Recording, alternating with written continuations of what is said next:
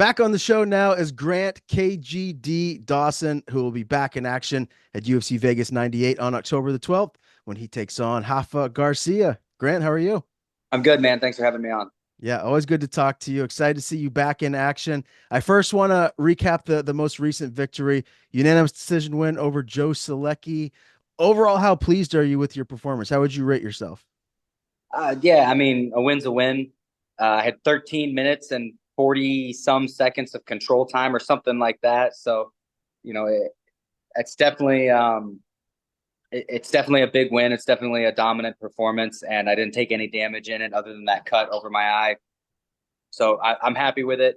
I wish I could have gotten the finish, but and maybe been a little bit more aggressive on the ground. But coming off of the Bobby Green loss, I needed to get back into the win column.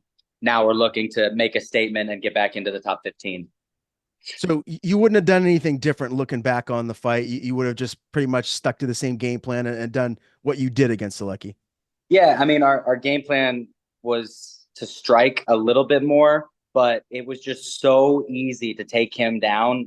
And he cut me in the first round, and I couldn't see out of this eye very well at all. And he was kind of tagging me a bit because I couldn't see anything coming. So, play it safe. I don't think he had the power to put me down, but you never want to you never want to lose two in a row. So go out there, get 13 minutes and 48 seconds of control time, and we'll go from there. Why do you think it was so easy for you to take him down? Was it something he was doing? I think it's just a styles thing. He's a jiu-jitsu guy. He's very comfortable off of his back. I'm a wrestler. I'm very comfortable on top getting the takedown. So I think it was just more so styles than anything. He was a strong kid, but I'm strong too. Yeah. Yeah, I've been interviewing Joe for a while now, much like yourself, and he's just such a nice and respectful guy. Is it different when you go into a fight against someone who is respectful, who comes across as very nice and humble versus like a trash talker? Yeah, it's different, but it's not any harder or easier. It's just different. I think it's a little harder to get motivated fighting a nice guy.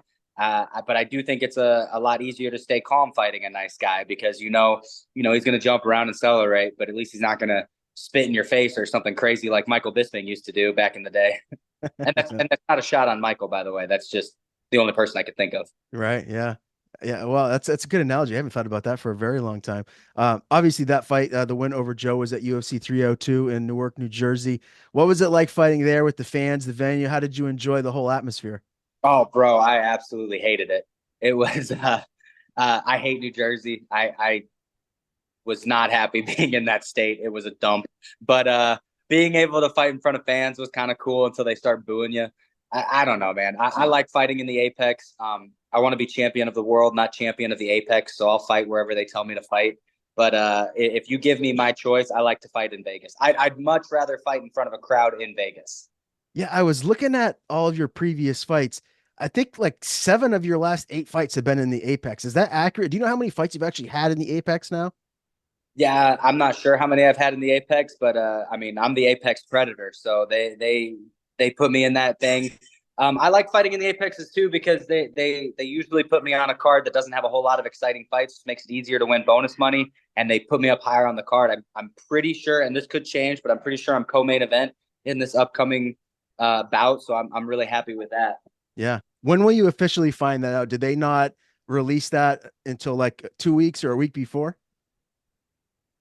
Your guess is as good as mine, man. I just kind of show up and fight. Okay, fair enough. Obviously, the main event of 302 is Makachev beating Poirier. You know Dustin pretty well. I mean, he came to fight. He took him into the fifth round. He lost via Darce choke. What was like your takeaway watching the fight? Man, he could still hang with the best of them. Nobody wants to lose, but if I had to lose a title fight, that's how I would want to lose a title fight. Going into the fifth round, a lot of people had it 2-2. I had it 2-2. One of the judges had it 2-2.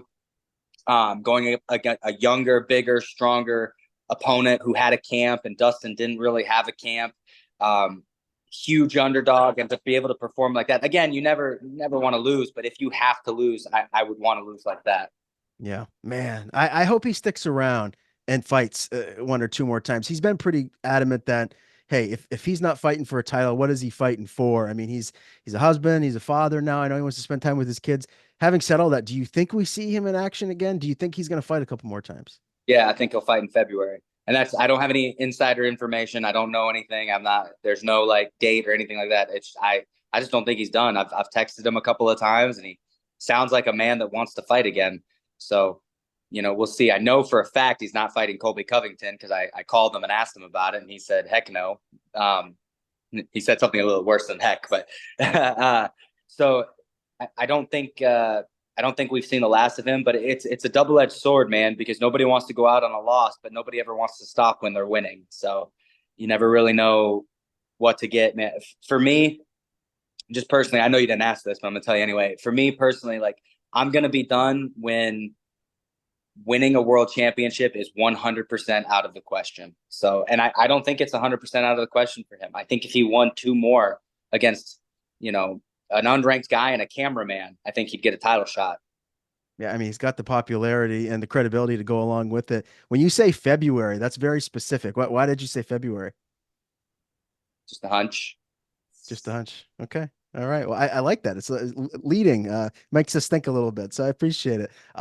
Something I wanted to ask you last time we spoke, and I don't know why I forgot about this, but I was randomly just, enjoying myself on a Saturday watching UFC fights, and I see a commercial come across the TV screen of you and Dustin Poirier. How did that come about? How long ago did you guys film that?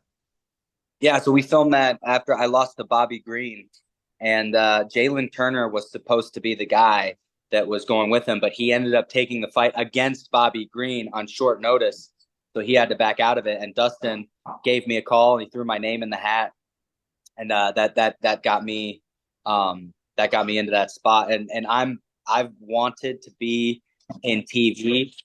I want to be an MMA fighter first, but after I'm done fighting, I really want to get into television and I want to get into movies and stuff like that. So it was a kind of a nice little segue into a little tiny taste of what I'll be doing after.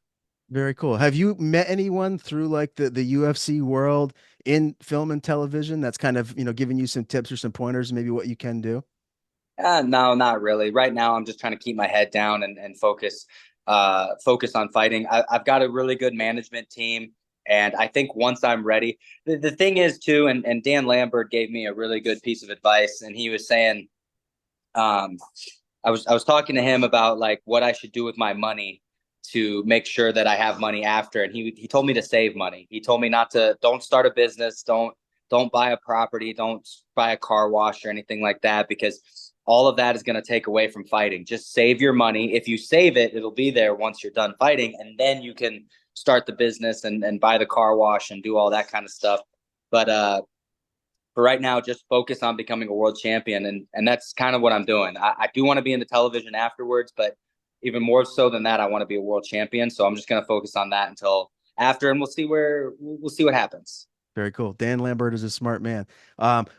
What has life been like for you with the family and everything since we last spoke? Have you guys done anything, any trips, or has it just been kind of on the grind at the gym? Yeah, we went to a cabin in Georgia and we hiked mountains and took our dogs for walks and I saw a bear. That was cool.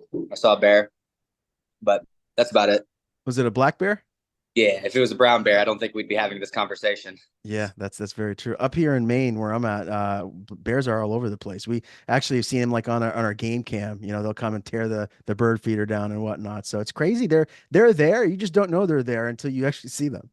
It's funny. I literally just got off the phone with James Lynch, and he's up in Canada too, and uh, he was just telling me the same thing that they got bears all over the place, and it was crazy. Because I told him, he's like, "Is that the first time you've seen a bear?" I was like, "Yeah," and he's like, "Oh, I see bears all the time." I'm like, "Okay, Yeah. that's cool." Craziest thing I've ever seen. I was on a snowmobile once and I came around this corner. This was up in the middle of nowhere a couple years back, and there was a moose sleeping in the middle of the snowmobile trail. And he got up when we came around the corner and he was pissed. And he turned around. I thought he was going to charge us. He was probably well over 1,000 pounds, big giant rack on him. You don't realize just how big they are until you're face to face. And my heartbeat was going a million Oh, miles an hour. oh yeah, those things are no joke. They will mess you up. Yeah, I know, no doubt, man. I did see too. I got to interview Francis Marshall for the first time ever recently. Really nice kid. I saw you were in his corner for his big win over Bazookia. What is it like training with him? What is your relationship with Francis like? Yeah, he's a good training partner, man. He left his life to come to ATT and train, and then he took a fight on 4 days' notice, and it was really really great seeing it pay off for the kid. Uh, I get where he's coming from. You know, I left my family and my gym and my friends and went and chased this dream, and I've done that not once but twice, 3 times actually. I've had to have that hard conversation 3 times where I've left gyms and left family and friends and came to a new spot just to chase this dream. So I'm really happy that it's paying off for him. That was a tough fight against Bazooka. He came out strong, and Francis definitely won the fight. But what were you guys thinking? You know, going into that third round, did you feel like he had it secured? Yeah, I thought he won every round. You know, he got takedowns in the second. There's no question that he won the first round, and in the second round, he got takedowns. He dropped the dude. He landed more strikes. Like this isn't opinionary. This is the stats. He landed more strikes, more top control, got hit less, did more damage, dropped the dude. How do we lose that round? How I'll give you the third round. You know, the third round was close, but I don't see how any judge can look at that second round and say that Francis didn't win, outstriking him, dropping him, getting control time, bloodying his nose, getting hit less. I don't see how that works, but you know how it is. Yeah, no judging. You never Well, really know what you're looking at. the thing that pisses me off about judging is that we're not even trying to fix it. Like we do 52 shows a year, sometimes more. Let's one show we have 5 judges. One show we have open scoring. Let's try to fix this. And we're not doing anything, you know? Like it that's the only thing that upsets me about it. I don't mind people making mistakes. It's the fact that this has been a problem for a long time and we're not even trying to fix it. Nobody's even testing. Nobody's testing the waters on how to fix this. What do you think would be the most important thing to do? Add more judges? More So, more okay. judges. The fact that you have to convince 2 people out of 10 million that you want to fight. It can be 10 million to 2 on who won that fight. And if the 2 were the judges, you lose. More judges. That's the only thing. I don't even, I like open scoring. I think that's a great way to do it, but I don't think it's going to change a whole lot other than people are going to know they're losing. Uh, I think you add more judges, five judges, 7 judges, 21 judges, add as many judges as you want. They get paid like $13 an hour to have our entire future of fighting in their hands. Like, have more of them. Totally agree. I was talking to Gerald Mershart about this fairly recently, and he was saying that one of the things that the problems that he potentially foresees with open scoring is, you know, people in the stands when they see a judge score around incorrectly, that they might retaliate or throw something at the judges. Has that ever crossed your mind? Like, do you think Yeah, that would be an issue? but that's a good thing. That's a good thing. That will get judges to have you seen the picture of I don't quote me on this. I believe it was Angela Lee and she's in the middle of a fight and a judge was looking at his phone. Like have you seen that viral picture? Yes. I think it was Angela Lee. I might be wrong on who it was, but it was a UFC fight. She's fighting and there's a picture of a judge looking at his phone instead of the fight. If I know my scorecard and my face are going to be up on that TV screen after every round, I'm going to take this a lot more seriously. And I get it. These judges are making $12 to, and they're leaving their day jobs to come, you know, dictate our lives. I get it. But like, I think there should be more consequences. I think there should be more judges. And I think there should be open scoring. That would at least help. Totally agree. Totally agree. Well, I appreciate you diving into that a little bit. That's something that I think a lot of people would like to hear. A fighter like you, what your opinion is on that topic. So thank you for going down that road a little bit. Before we do transition to UFC Vegas 98, I did want to get a couple of fight picks from you in your division. Renato Moicano is taking on Saint Denis in UFC Paris. Really interesting stylistic matchup. What do you think we're going to see as far as the stylistic type of fight here? Yeah, I mean, I think we're gonna see a train run into a brick wall. Like I think Moicano is going to be too much for Benoit. I do think Benoit is good. I think he's very tough. I think he's very, very strong, but I just don't think he's very good. Like, I don't think he's very technical. I think he's very go, go, go. And I just don't think that's how you beat somebody like Moicano. Yeah, fair enough. Max Holloway, after winning the BMF belt, is going back down to 145 to try and reclaim the featherweight title against Taporia. Man, I'm really excited about this fight. That might be top of the top for me as far as title fights go for the rest of this year. Who's your pick in that one? I don't have a pick. I have no idea. I have no clue who's going to win that fight. I think if you put a gun in my mouth, I think Taporia, but I really I don't know, man. I really have no idea. They're both so good. I don't know. Max Holloway knocking out Justin Gaethje. Is that the craziest thing you've ever seen in the UFC? The way that it happened, 5 seconds left in the fight, like just is there anything that you can compare to it? TJ Dillashaw beating Henan Barrow was a big one for me because I really did not think that Henan Barrow would ever lose. Uh, Ronda Rousey getting knocked out by, you know, Holly Holm. thank you, man. The calories are low. You can tell the calories. Getting knocked out by Holly Holm. This is what I love about the sport, and this is what I hate about the sport. Is next year there's going to be a viral thing, and we're going to be like, "Is that the craziest thing you've ever seen?" Like that fight wasn't like it was a great fight. Loved that fight. Had fun watching it. It wasn't like that great of a fight until the last 5 seconds. So I do think it's getting a little overhyped, but yeah, it was pretty crazy. How good is Patty Pimblett? It's good.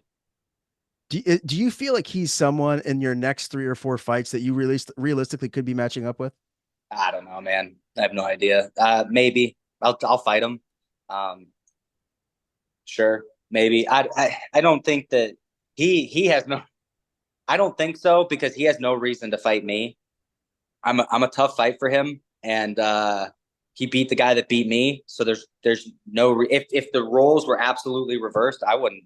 I would say no. Like I beat the guy that knocked you out. Like I'm not fighting you. Like go fight somebody else. So I don't know. I don't care. I don't want to beat Patty Pimblett. I don't want to beat Islam Makhachev. I don't want to beat.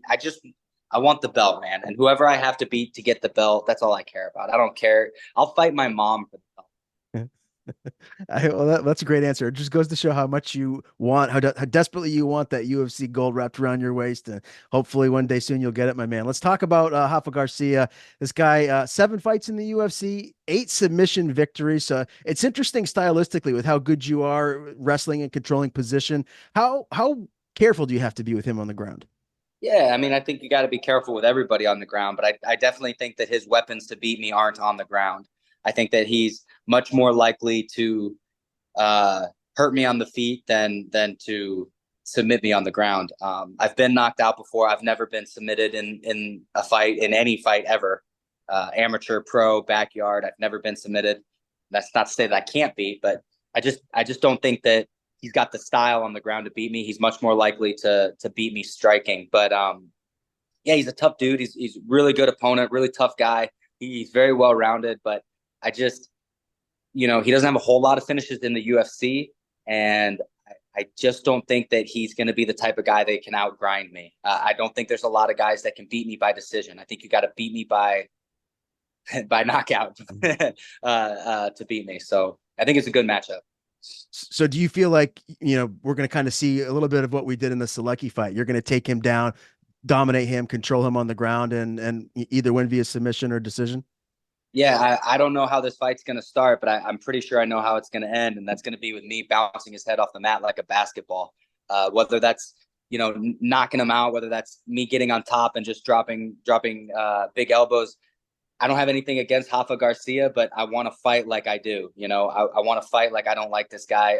I do I think he's a good guy. I think he's a fine human being, but I want to show people that I belong in the top 15. I don't believe in flukes, but there was a setback against Bobby Green, and I want to just show that I'm better than that guy. Yeah, I definitely think the hardcores know exactly that you are better than that fight with Bobby Green. Just my opinion, for whatever that's worth. Did you watch much of his 2 recent fights with Clay Guida and Mahachete? And if so, did you take anything specific? Yeah, I've watched his fights. I'm kind of hitting a point in my career where I'm watching a little bit less film on my opponents. I watch film and I study them, but obsessing over the same 10 fight videos and looking for all these holes and weaknesses, and then just going out and wrestling them anyway. Like, yeah, what arm does he guillotine with, and is he a good? Does he defend a double leg well? Like, that's really all I got to know. I've watched his fights. I've taken a lot from it. I don't I don't really take a whole lot from either of those fights because Clay Guida is 41 years old and he's slowed down quite a bit. Uh, he didn't wrestle as much as he could have or he should have. He had success when he was wrestling and then just kind of got away from it. And then the other guy was a 6'2" southpaw striker. Not really, not there's not a whole lot I can take from that. Yeah, I'm gonna go in there. I'm gonna do exactly what I do every single fight, and if he can stop it, we'll figure it out. All right. I know you already gave me the analogy of bouncing his head off the canvas like a basketball, but do you have an official prediction, round, how it ends? Finish. That's finish. He's never been finished before, and I fought guys like that before. I fought guys that have never lost and they lose. I fought guys that have never been finished and they've been finished. I fought guys that have never been knocked out and I've knocked them out. So guys never been submitted. Let's try to submit them. And you told me your wife is fighting in December. When would be the ideal time for you to get back in the octagon? Obviously, as long as you're healthy. Are we looking at early 2025? Yeah, let's do February on Dustin's card. That's the second time you said it, man. So now I got to start looking around as to where the UFC is going in February. And let me ask you this, Grant: if you could, like you said, gun to your head, if you had to make a prediction of who Dustin is going to fight in February, who would it be?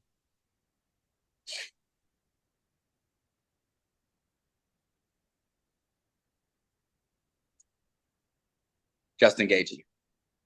Ooh, ooh, okay. All right, that would be amazing to see those two back in the octagon. My goodness. Okay, well, I appreciate you diving into that a little bit. Hopefully, it doesn't get you in too much trouble if I, indeed it is I true. don't know anything. Yeah. Okay. I talked to him a week ago and he didn't have a fight. So Fair it's just enough. I love it, man. Well, thank you for it. I look forward to chatting with you again. Look forward to seeing you back in the octagon. Before we do sign off here today, I want to give you the floor. If there's anything you want to plug or anyone you want to thank, the floor is yours. yeah, just thank my coaches, thank my wife. This has been a pretty rough camp. Shut up. This has been a pretty rough camp. This has been a pretty long camp, 13 weeks. Uh, yeah. So thanks to all these guys for sticking by me and sticking with me.